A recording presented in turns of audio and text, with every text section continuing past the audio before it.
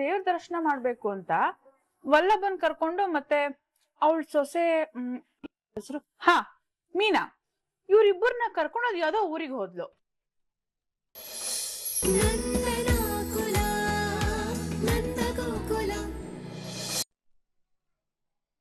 ಅವ್ನು ದುಡ್ಡನ್ನ ಕೊಡ್ತಾನ ಒಡವೆನ ಕೊಡ್ತಾನ ನಂಗೆ ಅದು ಗೊತ್ತಿಲ್ಲ.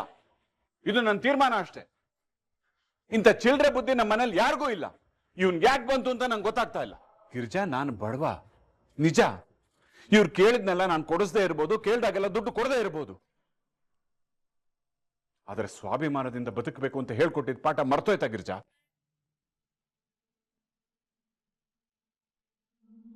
ಅಪ್ಪ, ಮತ್ತೆ ನಿನ್ನ ಹೊಲಸು ಬಾಯಿಂದ ನನ್ನ ಅಪ್ಪ ಅಂತ ಕರಿಬೇಡ. ನಿನ್ನ ಹತ್ರ ಮಾತಾಡಕ್ಕೂ ಇಷ್ಟ ಇಲ್ಲದೆ ನಿಮ್ಮ ಅಮ್ಮನ ಕರೆಸಿ ನಿಂಗೆ ವಿಷಯ ಮುಟ್ಟಿಸ್ತಾ ಇದ್ದೀನಿ. ಬಂದ್ಬಿಟ್ಟು ಅಪ್ಪ ಅಂತೆ ಅಪ್ಪ. ಈ ಕೆಲಸ ಎಲ್ಲ ಮಾಡ್ಬೇಕಾದ್ರೆ ನಿಂಗೆ ಈಗ ಅಪ್ಪ ನೆನಪಾಗ್ಲಿಲ್ವಾ? ಕಷ್ಟ ಬಂದಾಗ ಯಾರ ಹತ್ರನು ಕೈ ಚಾಚಿ ದುಡ್ಡು ಕೇಳಿಲ್ಲ ನಾನು. ಅಂತ ನನ್ನ ಬೀದಿಲಿ ನಿಲ್ಸಿ ದುಡ್ಡಿಗೆ ಆಸೆ ಪಡೋನು ಅಂತ ಅವ್ರ ಹತ್ರ ಹೇಳ್ಸಿದ್ಯಲ್ಲ, ನಿನ್ಗೇನು ಅನ್ಸೋದಿಲ್ವೇನೋ?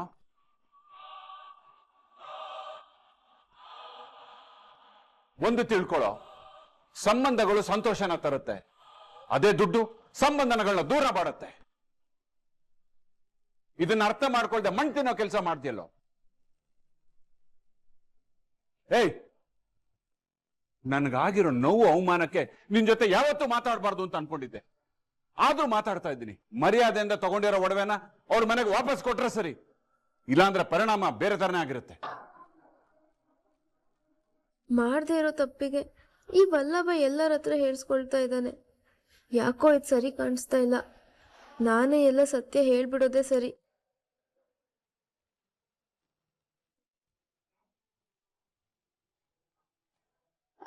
ಅದೇ ಆ ಒಡವೆಗಳು ಆಗಲ್ಲ.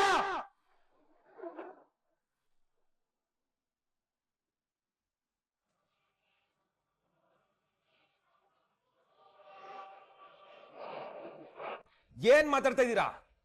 ಒಡವೆಗಳನ್ನ ತಂದ್ಕೊಡು ಅಂದ್ರೆ ಎಲ್ಲಿಂದ ವಾಪಸ್ ತಂದ್ಕೊಡೋದು? ಎಲ್ಲಿಂದ ಗೊತ್ತಿಲ್ಲ, ತಂದು ಮನೆಗೆ ಕೊಡ್ಬೇಕಷ್ಟೇ. ಸಾಧ್ಯನೇ ಇಲ್ಲ.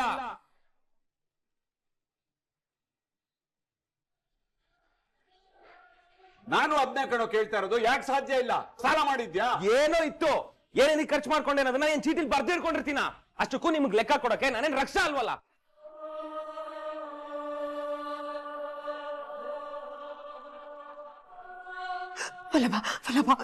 ಸುಮ್ನೆ ಇರಮ್ಮ. ಅವತ್ತು ಪ್ರಾವಿಷನ್ ಸ್ಟೋರ್ಸ್ ಅಲ್ಲಿ 500 ರೂಪಾಯಿ ಕದ್ದೆ ಅಂದಿದ್ದಕ್ಕೆ, ಜಸ್ಟ್ 500 ರೂಪಾಯಿ ಕದ್ದೆ ಅಂದಿದ್ದಕ್ಕೆ ಅಷ್ಟೊಂದು ಕಪಾಲು ಕೊಡಿದ್ರಿ ನನ್ಗೆ. ಏನಾದ್ರು ಕೇಳದ್ನಾ? ಇಲ್ಲ ತಾನೇ? ಯಾಕಂದ್ರೆ ಅದು ನಿಮ್ ದುಡ್ಡು. ಆದ್ರೆ ಇವಾಗ ಮಾತಾಡಕ್ ಬರ್ಬೇಡಿ. ಆ ಒಡವೆಗಳು ನಿಮ್ದಲ್ವಲ್ಲ, ಅದು ಎದುರುಗಡೆ ಮನೆಯವ್ರದು. ಆ ಮನೆಯವ್ರ ಹುಡುಗಿನ ನಾನ್ ಮದ್ವೆ ಆಗಿದ್ದೀನಿ ಅಂದ್ರೆ ಅದು ನಂದು.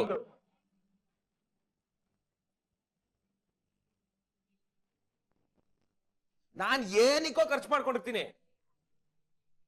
ಅದೆಲ್ಲ ಹೇಳ್ಬೇಕು ಅಂತ ರೂಲ್ಸ್ ಇದೆಯಾ? ಹೇಳಲ್ಲ ಅಂದ್ರೆ ಹೇಳಲ್ಲ.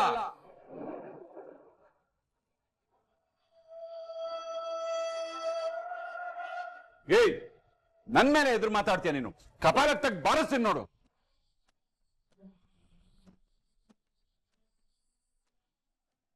ನಾನ್ ನಿನ್ನಪ್ಪ ಕಣೋ, ಮರ್ಯಾದೆ ಮಾತಾಡ. ಕಂಡವ್ರ ಮನೆ ಒಡವೆ ತಗೊಂಡೋಗಿ ಮಾರ್ಕೊಂಡು ಖರ್ಚು ಮಾಡಿದ್ಯಲ್ಲ, 4 ಜನ ಊರ್ನವ್ರು ಕೇಳಿದ್ರೆ ಏನೋ ಉತ್ತರ ಕೊಡ್ಲಿ ನಾನು? ಅದ್ ಯಾವ ಊರವ್ರು ಕೇಳ್ತಾರೋ ಕೇಳಿ. ಅಷ್ಟಿದ್ರೆ ನನಗ್ ಗೊತ್ತಿಲ್ಲ, ನಮ್ಮ ಮಗನ ಹತ್ರನೇ ಕೇಳಿ ಅಂತ ಅವ್ರಿಗೆ ಹೇಳ್ ಕಳ್ಸಿ. ಅದು ಆಗ್ಲಿಲ್ಲ ಅಂತ ಅಂದ್ರೆ ಅವ್ನು ನನ್ ಮಗನೇ ಅಲ್ಲ, ಅವನು ಸತ್ತೋದ ಅಂತ ಅನ್ಬಿಡಿ.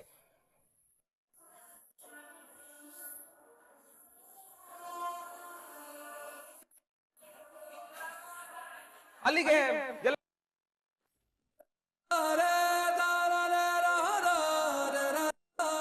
ಅದ್ ಯಾವ ನಾನ್ ಮಾತಾಡ್ತೀನಿ ಅಪ್ಪ. ಅಷ್ಟಕ್ಕೂ ಇವ್ರವ್ರಿಗೆ ಮಾಡಕ್ ಬೇರೆ ಏನು ಕೆಲ್ಸ ಇಲ್ವಾ?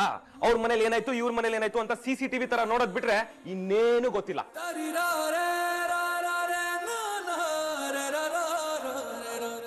ನಾವು ನಮಗೋಸ್ಕರ ಬದುಕ್ಬೇಕೇ ಹೊರ್ತು ಕಂಡೋರ್ಗೋಸ್ಕರ ಅಲ್ಲ. ನೀವೆಲ್ಲ ಅದನ್ನ ಅರ್ಥ ಮಾಡ್ಕೊಂಡ್ರೆ ಒಳ್ಳೇದು. ಅಪ್ಪ ಪ್ಲೀಸ್, ದಯವಿಟ್ಟು ನಿಮ್ಗೆ ಕೈ ಮುಗಿದು ಕೇಳ್ಕೊಳ್ತಾ ಇದೀನಿ, ಈ ಒಡವೆ ವಿಷಯವಾಗಿ ಮತ್ತೆ ನನ್ನ ಹತ್ರ ಮಾತಾಡಕ್ ಬರ್ಬೇಡಿ. ಯಾಕೆಂದ್ರೆ ಅದನ್ನ ವಾಪಸ್ ಕೊಡೋ ಮನಸ್ಥಿತಿ ನಾನಿಲ್ಲ, ಅದು ಬರೋದು ಇಲ್ಲ.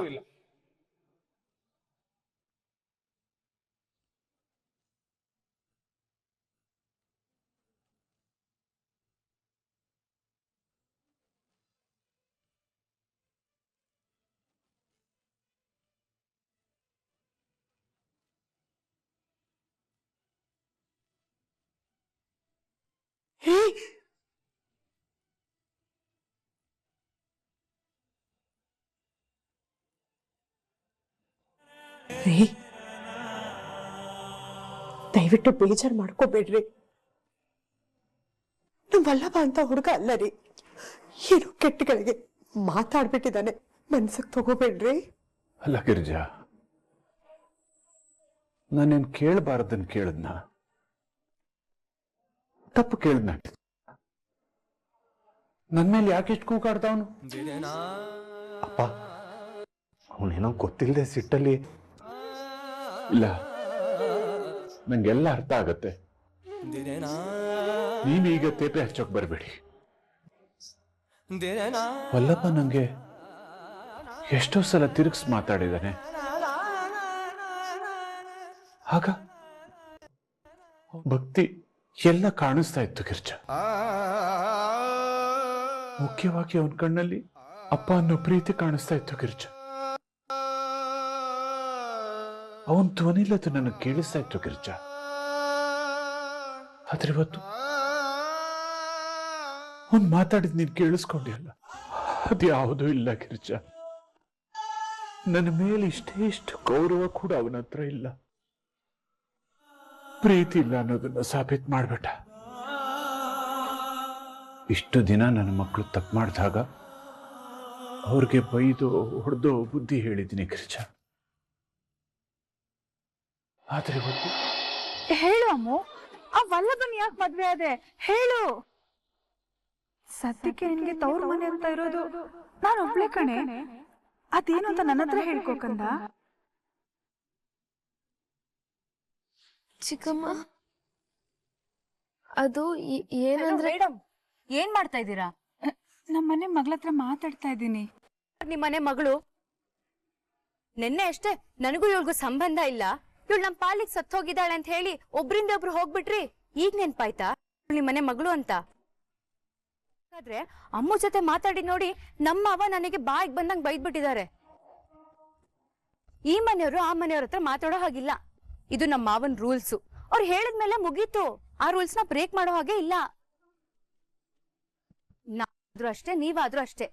ಈಗ ಅಮ್ಮ ನಮ್ಮನೆಯವಳು, ನೀವ್ ಅವಳ ಜೊತೆ ಮಾತಾಡೋ ಹಾಗಿಲ್ಲ ಅಷ್ಟೇ. ನೋಡು, ಇಲ್ಲಿವರೆಗೂ ನಾನು ನೀನು ಜಾಸ್ತಿ ಮಾತಾಡದೆ ಇರ್ಬೋದು, ಆದ್ರೆ ನನ್ನ ಮನ್ಸಿನ ಭಾವನೆನ ಅರ್ಥ ಮಾಡ್ಕೊಂಡು ನನ್ನ ಮಗಳ ಹತ್ರ ಮಾತಾಡೋದಕ್ಕೆ 1-2 ನಿಮಿಷ ಅವಕಾಶ ಮಾಡ್ಕೊಡು ದಯವಿಟ್ಟು.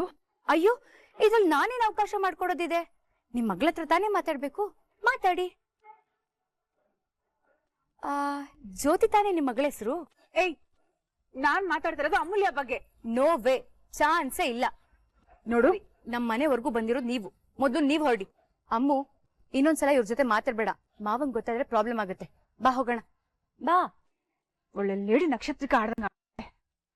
ಛೇ, ಇವಳು ಬರ್ದೇ ಇದ್ದಿದ್ರೆ ಅಮೂಲ್ಯ ಬಾಯಿಂದ ಎಲ್ಲ ಬಾಯಿ ಬಿಡಿಸಿರ್ತಿದ್ದೆ.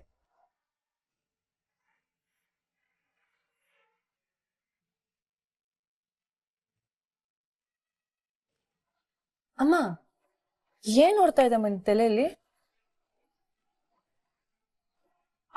ದೇವ್ರ ದರ್ಶನ ಮಾಡ್ಬೇಕು ಅಂತ ವಲ್ಲಭನ್ ಕರ್ಕೊಂಡು ಮತ್ತೆ ಅವಳ ಸೊಸೆ ಹೆಸರು ಮೀನಾ, ಇವ್ರಿಬ್ಬರನ್ನ ಕರ್ಕೊಂಡು ಅದು ಯಾವ್ದೋ ಊರಿಗೆ ಹೋದ್ಲು. ಅದು ಯಾವ ಊರು ಅಂತ ಗೊತ್ತಿಲ್ಲ. ಈ ಕಡೆ ಅಮೂಲ್ಯ ಅವಳ ಬಾಯ್ ಫ್ರೆಂಡ್ ನ ಕರ್ಕೊಂಡು ಅದು ಯಾವ್ದೋ ಊರಿಗೆ ಹೋದ್ಲು. ಅದು ಯಾವ ಊರು ಅಂತ ಗೊತ್ತಿಲ್ಲ. ಮರುದಿನ ಅಮೂಲ್ಯ ವಲ್ಲಭ ಮದ್ವೆಯಾಗಿ ವಾಪಸ್ ಬಂದಿದ್ದಾರೆ. ಅಲ್ಲಿಗೆ ಇವ್ರಿಬ್ರು ಹೋಗಿದ್ ಒಂದೇ ಊರು ಅಂತ ಆಯ್ತಲ್ವಾ? ಇರ್ಬೋದು. ಅಲ್ಲಿಗೆ ಆ ಪಾಯಿಂಟ್ ಕ್ಲಿಯರ್. ಆದ್ರೆ ಬಾಯ್ ಫ್ರೆಂಡ್ ನ ಬಿಟ್ಟು ವಲ್ಲಭನ್ ಯಾಕೆ ಮದ್ವೆ ಆದ್ಲು? ಬಹುಶಃ ಅವನು ಅಮ್ಮನಿಗೆ ಮೋಸ ಮಾಡಿದ್ನೋ ಏನೋ. ಅವನು ವಿಷ ಕುಡಿತೀನಿ ಅಂತ ಬ್ಲಾಕ್ ಮೇಲ್ ಮಾಡ್ದಾಗ್ಲೇ ನನಗ ಅನ್ನಿಸ್ತು ಇವನು ಬಲ್ಲೆ ಇದ್ದಾನೆ ಅಂತ. ಅವನು ಕೈ ಕೊಟ್ಟು ಹೊಡೋಗಿರ್ಬೇಕು, ಅದಕ್ಕೆ ವಲ್ಲಭ ಕೈ ಹಿಡ್ದಿರ್ಬೇಕು. ಅಲ್ಲ ಅಥವಾ ಕನ್ವಿನ್ಸ್ ಮಾಡೋ ಒಟ್ನಲ್ಲಿ ಅವರೇ ನಿಂತು ಇವರಿಬ್ಬರ ಮದ್ವೆನ ಮಾಡ್ತಾರೆ. ಹೌದಲ್ವಾ? ಅಲ್ವಾ? ಹಂಗಂದ್ರೆ ಮೂರನೇವ್ರು ಯಾರು? ಮೂರನೇವ್ರಿಗೆ ಈ ಮದ್ವೆ ಮಾಡ್ಸೋ ದರ್ದ್ ಏನು ಇರಲ್ಲ. ಸೊ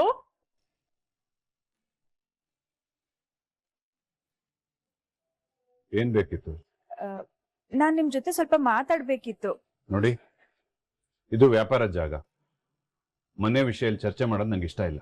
ಇಲ್ಲ, ನಾನ್ ಮಾತಾಡ್ಲೇಬೇಕು. ಇದು ಎರಡು ಮನೆಗೆ ಸಂಬಂಧಪಟ್ಟಿರೋ ವಿಚಾರ, ನೀವು ಕೇಳಿಸ್ಕೊಳ್ಳೇಬೇಕು.